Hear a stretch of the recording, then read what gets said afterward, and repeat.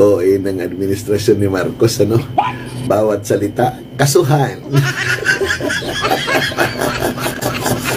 Pahayag ng dating Pangulong Duterte, kasuhan. NBI handang mag-imbestiga kung may magrereklamo na senador. Pero yung corruption, walang nag-iimbestiga. Yung pondo ng bayan na ninanakaw, walang nag-iimbestiga. Yung palpak na flood control, walang nag-iimbestiga. Wow naman! Wow! Wow! Ang inyong mga ngiti, makita, maya yung kayo ay mag-alamano, kayo ay sa inyong sigaw, inyong mga halik, inyong pa-selfie, lahat po yan, hindi po mawawala sa aking puso.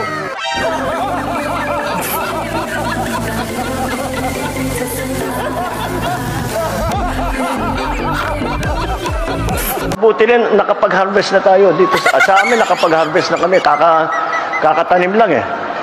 So, hindi, buti na lang yung timing, hindi yung bago aani, nakapag-ani na tayo. Stop it. Get some help.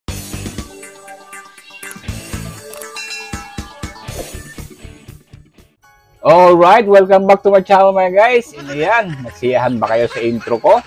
Tawa-tawa lang yung intro natin, no? Parelax-relax lang, no? Chill-chill. Tawa na lang natin to. Kahit na gano'ng kabigat ng mga problema sa buhay natin. Katulad ng balita ito kay Vic Rodriguez. Ito, humanda kayo mga guys. Hindi ito nakakatawa. Nakakagalit po ito talaga. Kasi yung pera po parang nalimas. Sobrang pasaha ang nakuha na.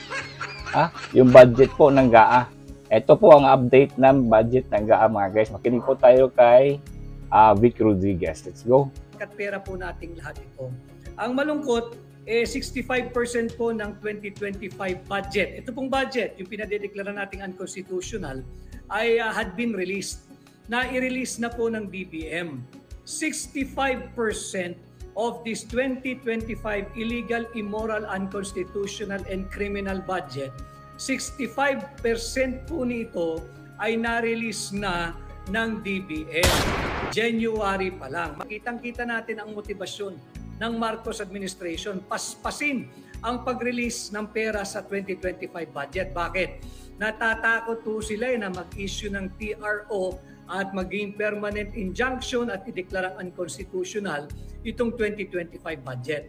Nagmamadali po sila para po magamit nila yung kanilang AKAP, yung kanilang AIX, yung kanilang unprogrammed appropriation, yung kanilang korupsyon, yung kanilang pork barrel, yung tinatago po nila sa mga flood control programs kuno na nandyan naman po talaga ang taguan, ang parking ng kanilang korupsyon. Alam mo ninyo, of the 6.326 trillion, 6.326 trillion pesos budget natin sa 2025, na ilabas na po, na-release na ng DBM. January pa lang, unang buwan ng taon, 65% niyan. Ang 65% po ay nagkakahalaga ng 4.1 trillion pesos. 4.1 trillion pesos, ang daming pera po nun na ilabas na po ng DBM sa loob lamang ng buwan ng January or Enero.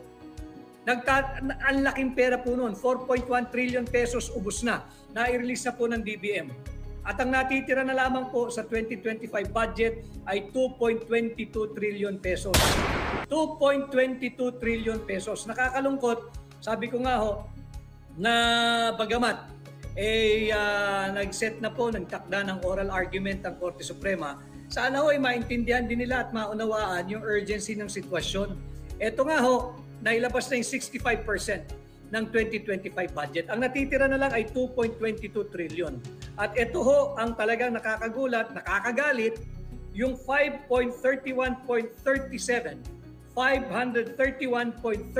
billion. Ulitin ko 531.37 billion pesos na para sa unprogrammed appropriation ay na-release na. Unprogrammed appropriation, na-release na ho ng buwan ng Enero. Saan ka nakakita na yung unprogrammed appropriation ay naging priority? Ang unprogrammed appropriation po ay maisa sa katuparan lamang pag may sobrang koleksyon. O di kaya may sobrang pera, o di kaya nakautang ang gobyerno. Inuna po nila yung unprogrammed appropriation, prioridad nila yung unprogrammed appropriation. 531.37 billion pesos. Unprogrammed appropriation, ito po yung sinasabi nating pork barrel ng mga tiwaling mangbabatas. Diyan nila tinatago yung AKAP, yung ang kakapal ng aming pitaka, yung AIX. Diyan po nakatago yan, yung kanilang flood control programs, yung flood control funds, yung ginagamit po nila pang cat's eye, yung ginagamit nila pang rock netting, yung kung ano-ano pa pong kapritsyo at luho ng mga mambabatas. Dito po nakatago yan sa program appropriation. Nakakapanghina dahil na-release na po ng DBM ang halagang 531.37 billion sa unprogram appropriation. Inuna pa yung unprogram appropriation. Alam mo ninyo yung unprogram appropriation, magagamit mo lamang ho yan pag may sobrang koleksyon ng gobyerno, pag may sobrang pera, pag may sobrang kita, o kaya pag may bagong utang. Ito, January pa lang, ng ngayong kasalukuyang taon na ilabas na. Pangalawa, yung budget po ng DPWH, yung Public Works, nag-release na po ang DBM ng 542.88 billion pesos sa Public Works. 542.88 billion pesos ang nai-release na ng DBM sa DPWH. Ang equivalent po nitong 542.88 billion pesos ay 41% ng buong budget ng DPWH para sa buong taong 2025. Yung 542.88 billion, ito po'y 41% ng 1.088 trillion allocation o pondo ng DPWH. January pa lamang ho, release na ng DBM ang 65% ng ating 6.326 trillion pesos budget. Kitang-kita mo, nagmamadali, hayok na hayok sa pera ng Pilipino. Nais nilang mailabas agad ito bago pa makapag-issue ng TRO o dili kaya ay magkaroon ng permanent injunction at madeklarang unconstitutional, illegal, invalid, unlawful, immoral at criminal itong 2025 budget ng Marcos administration. Yan, grabe ang mga buhaya mga guys. Inuna pa talaga yung unprogram. Diba? Saan ba na yung lulugar nito? Nalimas na, 65%. Inuna pa yung unprogram. My goodness. Attorney Vic, ano kayang mangyayari dyan? Maraming tanong po yan. Hanggang natin si Attorney Vic, kung sakaling paboran tayo sa desisyon ng Korte Suprema, ano kayang mangyayari, di ba? Okay, let's go muna. At kagaya po nung ating napag-usapan kahapon, baka naman pag lumabas na yung order ng Korte, halimbawa katigan talaga ng Korte Suprema at ideklarang unconstitutional ang 2025 budget, paper victory na lang ho. Paper victory. Tagumpay tayo sa papel na lamang, sa kautusan na lamang, sa decree na lamang ng Korte, sa order na lang ng Korte, sa ruling na lang ng Korte. Pero hindi rin naabatan yung korupsyon na ating linalabanan. Kaya nga po, hindi ba tinugon ko? Tumugon ako sa hamon na pamunuan ng tunay at maisog na oposisyon. At kabilang sa ating pangunahing legislative agenda ay amyendahan ng plunder law. Ibaba natin yung threshold from 50 million to 1 million pesos. At pag nagawa na po natin yan bilang senador ninyo, ibalik natin ang parusang death penalty sa lahat ng mahatulang guilty sa kasong plunder at droga na siyang kasasangkutan ng taong gobyerno at ng mga dayuhan o banyaga o foreigner or alien. Yan po yung ating mga pangunahing legislative agenda. Ayun na, it all comes to that, no? Wala na tayong choice mga guys, kundi tanggapin na lang ang kapalaran. Kapalaran ng mahihirap, kawawang-kawawa talaga. Naisahan na naman ng mga tulongges dyan sa mga buhayang kung... Nako! Para silang mga... yung pelikula na tulongges. Ay baril walang bala. Pero ang kapal ng kanilang bulsa. Yawa yung mga congressman. Ikaon na lang ni paano na tayo mga guys, no? Panalo tayo sa papel na lang. Pero itong budget talaga, ito ng update mga guys, no?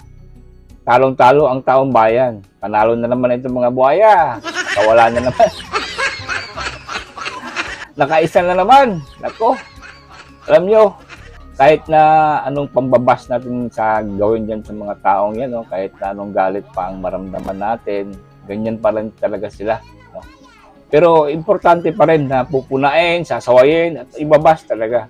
Hindi rin pwede na wala rin tayong salita, di ba? Alangan naman, ipalagpas na lang. Sige, bye-bye Romualdez, ingat ka sa pera. Yan na lang, gano'n. Hindi rin pwede. Kaya lang, manalig na lang tayo kasi everything happens for a reason. No? Ako, I really believe on that. And everything happens under the will of God. No? Pero alam natin na hindi po yan mamamayagpag yung mga magnanakaw kontra dito sa mga katotohanan. Kasi itong katotohanan, no? Kahit na magulpi-gulpi ng mga kasinungalingan, pero meron at merong tatayo dyan para sa katotohanan. No? Hindi pa natin alam kung sino. Katulad ng impeachment kay BP Sara, nung nangyari kay BP Sara, ang daming taong tumayo, pumuna dyan sa mga congressman na hindi tama yan. No? So, every time na may mga pangyayari, hindi lang tayo ma-worry 100% kasi alam natin na yung katotohanan palagi po yung nangingibabaw. No?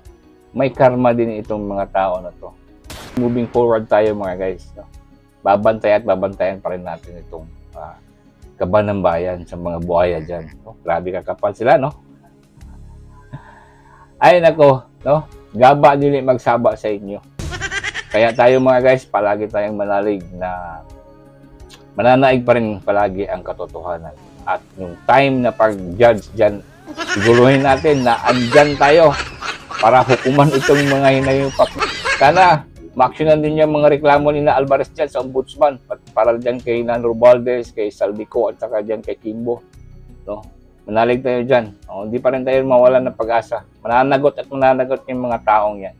We can only win, no, if our minds is stronger than our emotions. Yan talagang iniisip ko every time na nagagalit ako, yung inis-inis ka, na talagang nasasaktan ka, no? It's only our emotion, pero lalagpas din yan. Kasi kung anong magagawa mo nung time na galit ka, lahat ng magawa dyan, puro kasamaan yan sa'yo. Kung hindi man sa'yo, yung sa kaharap mo, no? Tapos magsisisi ka, no? Ang true experience and learning in life really is nasa labas. Katulad nga dito sa social media, this is bagong learning. Kaya ma-adapt din. Kaya lang, ito lang mga tulonggis, nahihirapan sila yung adapt kasi traditional yung mga utak nila. Yung nila ina-accept na the world is evolving. Yeah. Paano ko na-explain yun? Sabi nila, para kang nagbablogger-vloggera lang dyan. Oo, nagbablogger-vloggera lang tayo mga guys kasi hindi tayo matalino, no? Wala tayong diploma. Ano lang tayo, fourth year college, iba-iba pang kurso. Ang dami yung kurso. Pero common sense, IQ, meron tayo. Alright, thank you for watching. At saka sense of humor. Ayaw pagkalik-adik, dagang si Mayor sa Digong. Okay, Tatay Diggs, it's nice to be back. Okay, mauna ako to, dublado. Yes, tago na, mga dautan, dilis kalibutan, ha.